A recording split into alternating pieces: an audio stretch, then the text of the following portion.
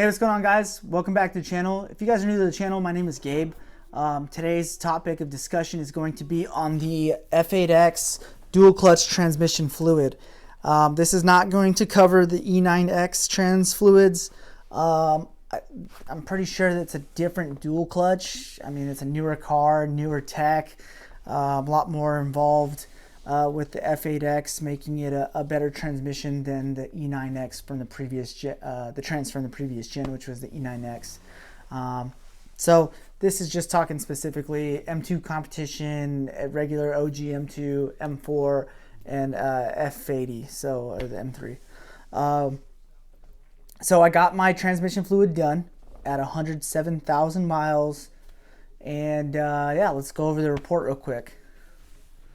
So I went through Oceanside Motorsports. If you guys live in the San Diego area, Oceanside Motorsports is located here in Oceanside, California, North County, and they do amazing work. These guys race spec E30s, they race in Lucky Dog, they race in NASA. A lot of experience there at that shop with many different techs, all of them very knowledgeable, and customer service is outstanding. Quality of work is A1, and you know, they offer a warranty on their work as well. So I really think that is one of the best shops I've ever been to. So a very dependable shop. Every time I go to them, if something's wrong, they figure it out and get the car you know, going perfectly once again. So I had them do the transmission fluid. And so let's take a look at it. So comment section. So it says Neil. Neil is the shop owner over at OMS. Nice start to the file. We found aluminum and iron a bit high next to averages, but there are likely and also harmless explanations. Lingering wear and normal accumulation from a long oil run. For reference, averages are based on a 57,100 mile run.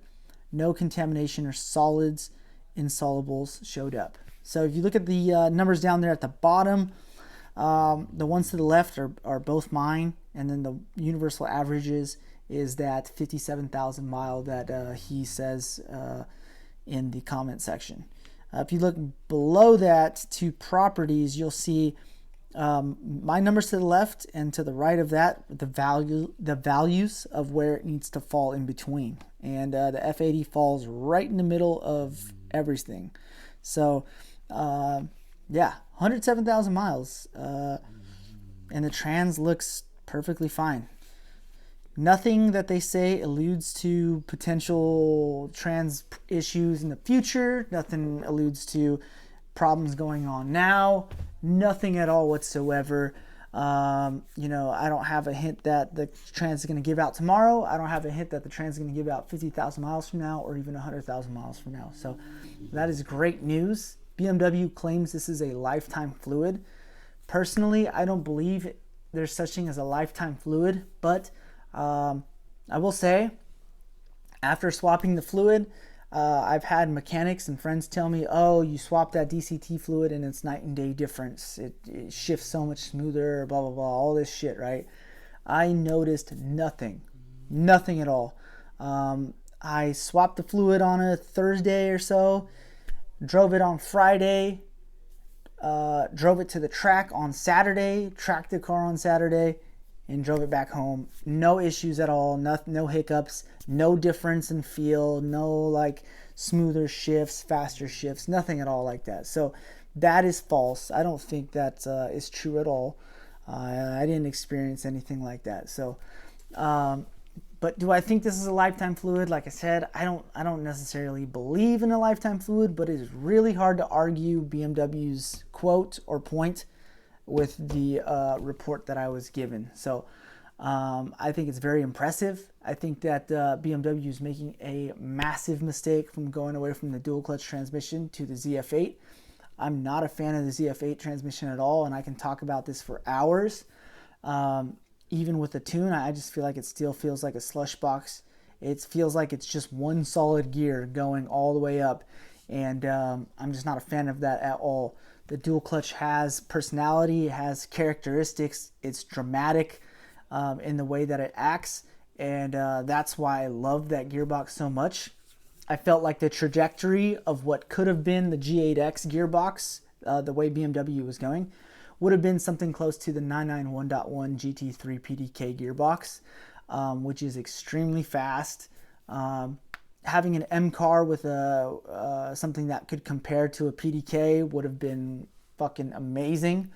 If you guys have never driven a GT3 or an RS with PDK, I've made videos on it in the past. It's like a video game. It's a cheater gearbox. You know, it's part of the reason why those cars are so fucking good, is that PDK gearbox. And I'm really sad that BMW is going to a conventional automatic torque converter. It's just not what any type of sports car driver would want in their car. I know they use these gearboxes in GT4 races, but I just think a dual clutch is a lot better. Yeah. I mean, 107,000 miles, no issues at all. Nothing in the report stating that I need to be concerned about this or do oil changes sooner or anything like that. Pretty damn impressive, and I'm very happy with the dual clutch. I've had no issues at all. Car's been stage 2 for years now. It has a GTS transmission tune as well, so more clamping force, so you'd figure more wear and tear on it, and it's just been bulletproof. So fingers crossed we get another 100,000 miles out of it. I know my E90 had 150,000 miles on it when my buddy sold it, and that car was completely stock and never had the transmission fluid flushed. So I think that's another testament to how good this fluid is with this transmission and how durable this transmission is. That's all I got for you guys. If you guys have any questions or comments, if you want to discuss something about the transmission fluid or the trans itself, please drop it in the comment section below and I'll get back to it as soon as possible. Other than that, I'm going to get out of here. I'm tired. It's way past my bedtime. And yeah, I'll talk to you all soon. Peace.